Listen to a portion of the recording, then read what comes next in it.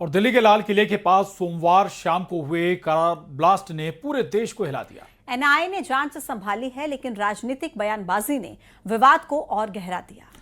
एक तरफ बागेश्वर धाम के बाबा धीरेन्द्र शास्त्री ने सनातन एकता का नारा दिया और लोगों को सावधान किया। दूसरी तरफ समाजवादी पार्टी के सांसद मोहिबुल्लाह नदवी ने गिरफ्तारियों पर सवाल उठा दिए।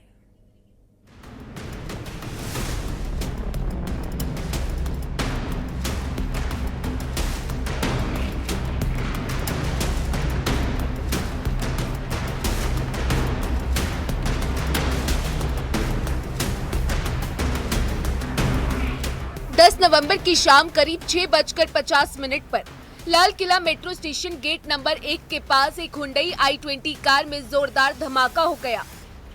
हरियाणा नंबर वाली इस कार में अमोनियम नाइट्रेट से भरा विस्फोटक होने का शक है। दिल्ली पुलिस ने UAPA के तहत केस दर्ज किया। मुख्य आरोपी पुलवामा का डॉक्टर उमर नबी बताया जा रहा है, जो ब्लास्ट में मारा गया। एजेंसियां इस धमाके से जुड़े तारों को बेपर्दा करने में जुटी हुई हैं। लेकिन इन सब के बीच बयानबाजी ने मामले को और गंभीर कर दिया है।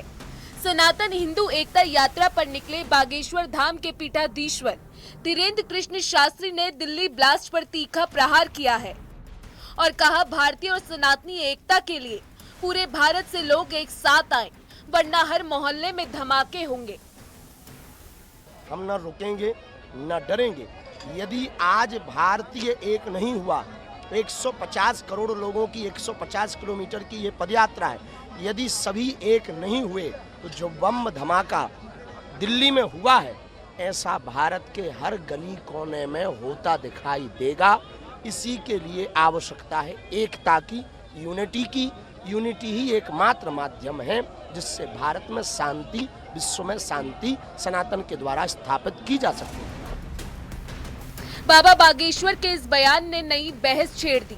विपक्ष ने भी मोर्चा खोला। समाजवादी पार्टी के सांसद मोहिबुल्लाह नदवी ने मुस्लिम युवकों की गिरफ्तारी पर ही सवाल खड़ा कर दिया। अक्सर ऐसा हो रहा है, इधर काफी सालों से आप उठाकर देखेंगे, जब भी कभी कहीं इलेक्शन का मौका होता है तो इस तरह के वाक़यात, बम ब्लास्ट कहीं ना कहीं हो जाते हैं। ऐसे ही 26 जनवरी या 15 अगस्त के मौके पर भी कुछ न कुछ हादसा होते हैं। तो जब ये चीज़ निश्चित है कि इन मौक़ों पर होती है, तो एजेंसियों को पहले ही से अपनी जिम्मेदारियों को पूरा करने में वो रहना चाहिए, सतर्क रहना चाहिए। और जो चूक हुई है, उस चूक को हमें उसका सुधार करना चाहिए। दिल्ली समेत पूरे देश में सुरक्षा हाई अलर्ट पे है, लेकिन बाबा बागेश्वर की एकता की पुकार और ब्लास्ट की टाइमिंग पर SP सांसद नदवी के सवाल ने इसे और जटिल बना दिया है। Bureau report, news 18।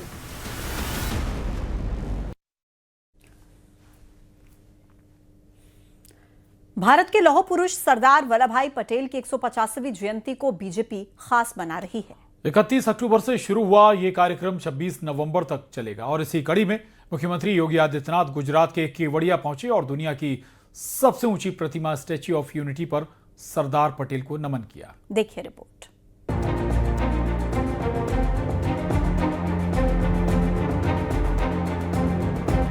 गुजरात के नर्मदा जिले में स्थित स्टैच्यू ऑफ यूनिटी 182 मीटर ऊंची ये प्रतिमा सरदार पटेल की अखंड भारत की संकल्पना का प्रतीक है। मुख्यमंत्री योगी आदित्यनाथ ने यहां पहुंचकर सरदार पटेल को नमन किया। सीएम योगी के साथ दोनों डेप्यूटी सीएम भी मौजूद रहे।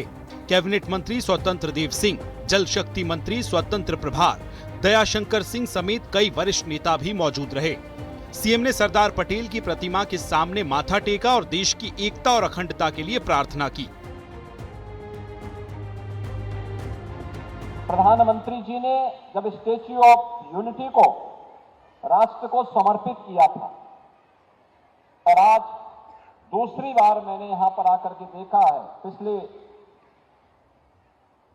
7 वर्षों में जो परिवर्तन यहां पे हुआ है, वास्तव में एक वीरान जगह को टूरिज्म के, वर्ल्ड टूरिज्म के एक बेस्ट डेस्टिनेशन के रूप में कैसे स्थापित किया जा सकता है, यह स्टैच्यू ऑफ यूनिटी और सरदार सरोवर के तट पर हुआ विकास का यह कार्य और उसे विभिन्न प्रकार के टूरिज्म के मैप पर ला करके आज भारत प्रकाश पर्व के माध्यम से जो ये कार्यक्रम यहाँ पे प्रारंभ हुए हैं, यह उसका एक उदाहरण है। इस मौके पर सीएम योगी ने सरदार पटेल के योगदान को याद करते हुए कहा कि 562 रियासतों में एक सूत्र में पिरोकर उन्होंने आधुनिक भारत की नींव रखी थी।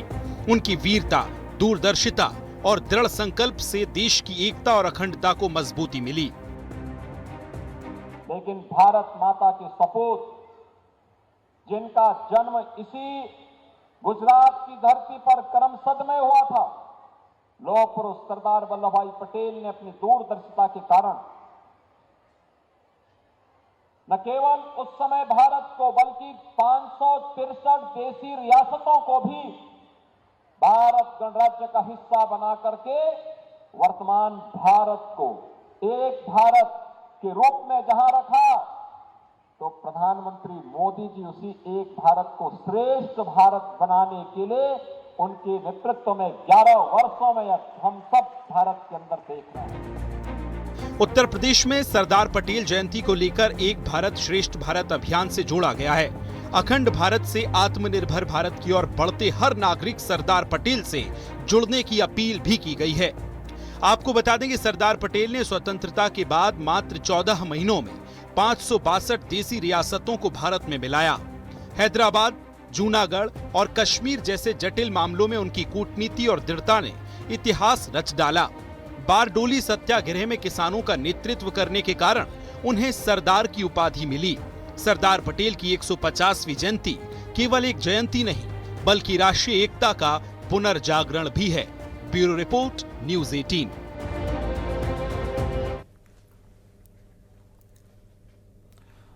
और अब बात बिहार की। एग्जिट पोल के आंकड़ों के बाद एक तरफ एनडीए में जश्न का माहौल है तो दूसरी तरफ आरजेडी नेता तेजस्वी यादव ने एग्जिट पोल को सिरे से खारिज कर दिया। तेजस्वी ने दबाव में सर्वे दिखाने का आरोप लगाया और दावा किया कि महागठबंधन की सरकार बनने जा रही है। तेजस्वी के बयान पर अब सियासी बवाल शुरू हो गया है। प्रोपेगेंडा मोदी जी की एजेंसी द्वारा एक मानसिक तौर पे लोगों का दबाव बना रहे, इसलिए ये पूरा जो है सर्वे जो है कराया गया है।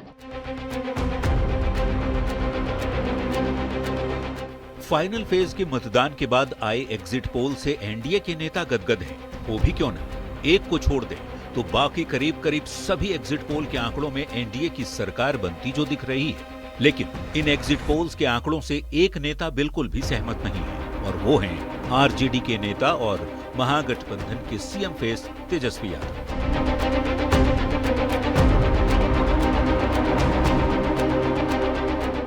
तेजस्वी यादव ने चुनाव के सर्वे को सिरे से खारिज कर दिया है। उन्होंने दबाव में सर्वे दिखाने का आरोप लगाया और दावा किया कि उनकी सरकार बनने जा रही है और 18 नवंबर को उनका शपथ ग्रहण होगा।